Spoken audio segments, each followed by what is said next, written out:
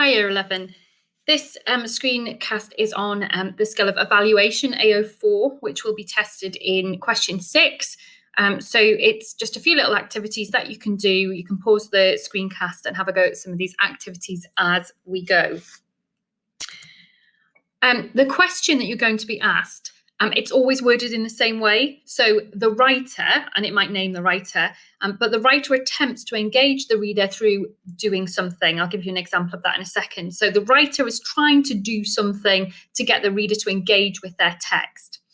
And it's always worded the same way, that you will have to evaluate how successfully this is achieved and then support your views with detailed reference to the text. So the questions might look like this. For example, some past questions.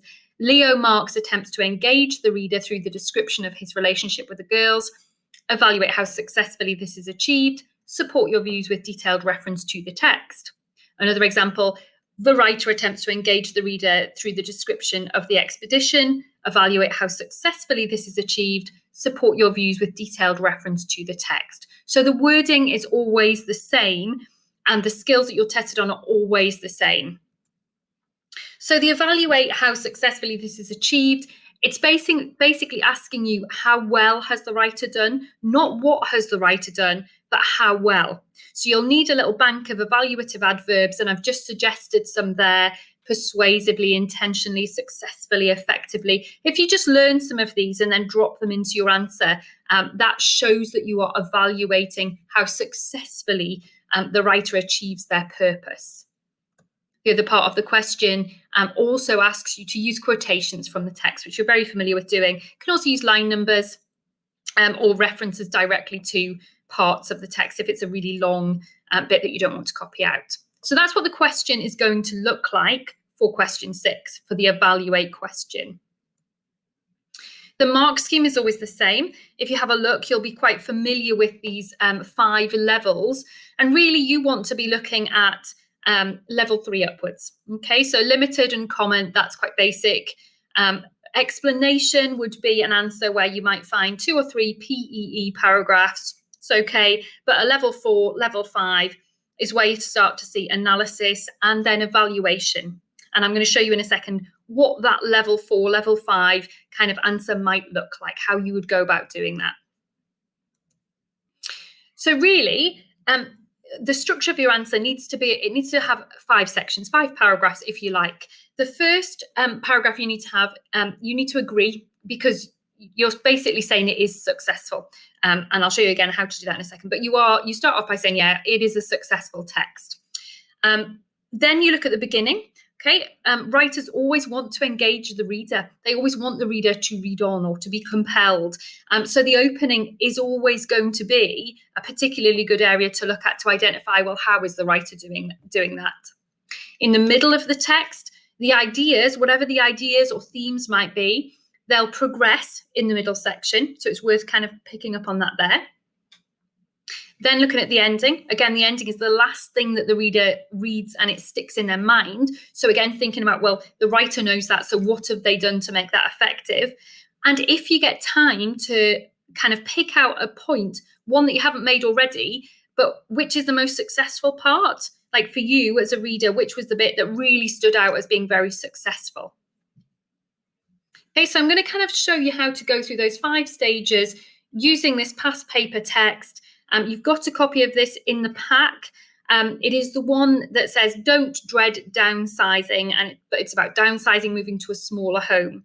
So what I'd suggest you do now is to pause the video and just read through, just first of all, skim read through that text and then come back to the video in a second. Okay, the question that goes with that text, again, same wording that you're familiar with. In this extract, there is an attempt to be positive about moving to a smaller house. Evaluate how successfully this is achieved. Support your views with detailed reference to the text. The thing that we're focusing on here then is how she's positive. So we're looking at her positive attitude, the positive tone, words with positive connotations and so on, about moving to a smaller house. So that's what you're focusing on. And you're thinking, well, how successfully has the writer done this? And can you back that up? Like I said before, the easiest way to do this is to think about the beginning, the middle, and the end. So it's just quite easy there just to define, as you can see, which is the beginning, which bit would you look at for the start, which would you look at for the middle, what would you look at for the end. You can actually draw that onto your text if that's helpful. Okay, so the first bit that I would write in response to this question is that she is successful in being positive about moving to a smaller house. There's a couple of examples there of how you might do that. The writer, Libby Purvis, effectively convinces the reader that there are many positives to downsizing. Or something like, in the article, Purvis successfully demonstrates some of the positive aspects of moving to a smaller house.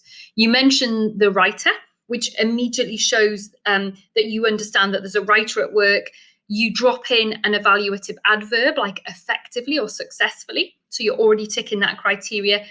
And you kind of repeat back the question so you know that you're looking at the positive aspects of moving house. Okay, so that one is fairly easy to do. 1 or 2 sentences should be fine. Okay, the second bit that we would do, the second part of your response, would be to look at the beginning. We've already said the opening of a text is designed to be compelling. It's designed to hook us in and to make us want to find out more about what's happening here.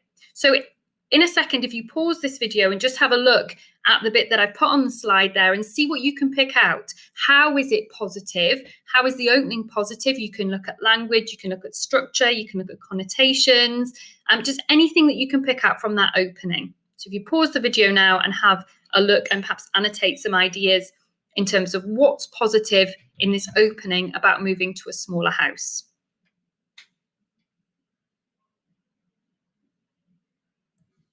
Okay, some of the ideas that I've kind of put down there that you might have come across.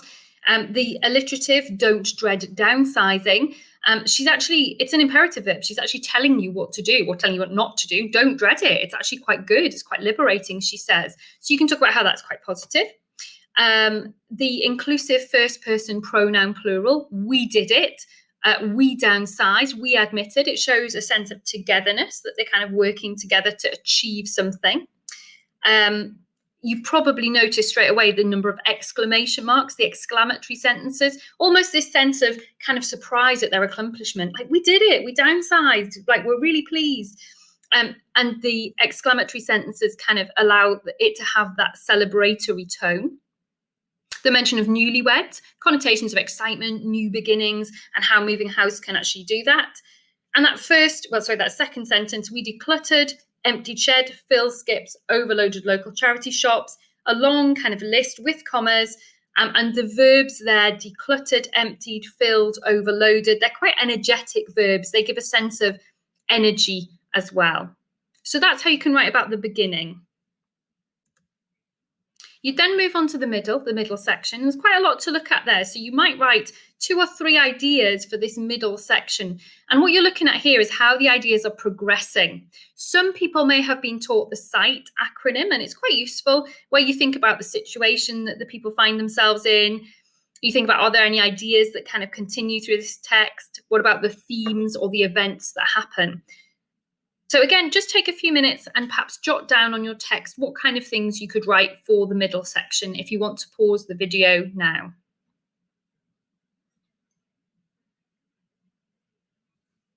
Some of the things you might have written about in terms of SIGHT, and remember, you don't have to identify a situation, an idea, a theme, because these things kind of overlap. So the things that I probably would be looking for, the idea of the importance of possessions and belongings, memories, nostalgia, sentimentality, accomplishment, achievements, and the ones that you can't see under there on the PowerPoint, materialism, the idea of you don't have to be materialistic and hold on to material possessions, and also the fact that it's written as advice from, friendly advice, but advice from the writer, from her expert perspective of having done it herself. So any of those ideas you could develop looking at how the writer uses language and structure and how well she does those things to continue on those particular themes and ideas. You then would look at the end. Again, I've just picked out just that last kind of paragraph. It's really short, but you've got a bit sad, you say, a bit Aunt Agatha, not at all. It's more like being newlyweds again, nesting in the tiny first flat with the wedding presents. Honest. So again, pause the video, see what you would pick out of that one, like what's successful about that last bit there.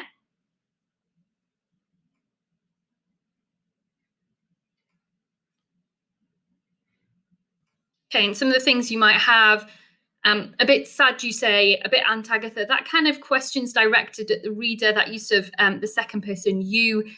It's the end of the text, so it kind of turns it back onto you as a reader to answer those.